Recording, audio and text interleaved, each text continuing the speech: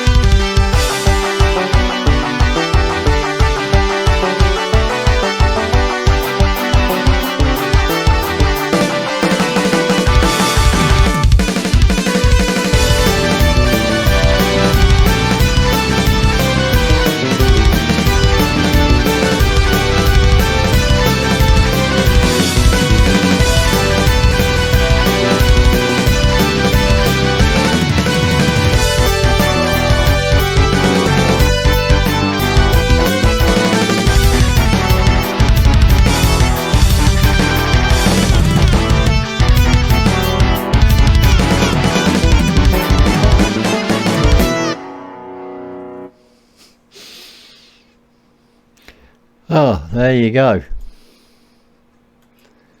Right, let me get these off. Knit back up there. Right, interesting what his comments he's put in there.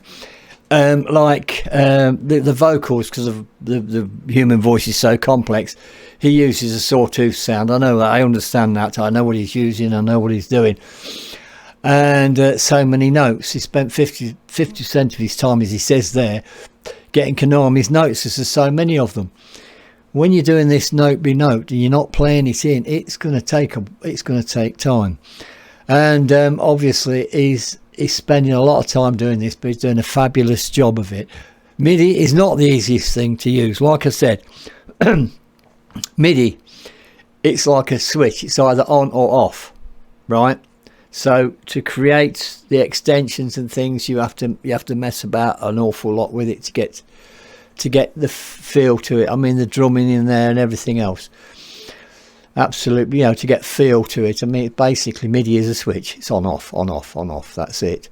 It's like going back to digital and analog, if you like. When I used to play games, you never wanted a digital joystick. You always wanted an analog one, because if you're using a joystick, if you like, I'll use this as a sort of a representation of what I'm talking about. If you're driving a car and you're using a joystick and you're using a digital, so either all your steering's on or it's off. Whereas with analog, you can, it's normal, smooth. But this is the thing with MIDI, it's either on or off. So, so it's incredible what he's doing working around it. Great job, absolutely fantastic job, yet again. And I will be doing more, because he's doing another one. I'm not going to say what it is, it does say at the end there, but check the link out. Go and read what it says. What he says, you'll be able to read his own comments he puts up above the video, and things. And I know what he's talking about. So anyway, great job, absolutely great job. So like I say, I know it's not easy, but great, absolutely great. He's done a fantastic job of that.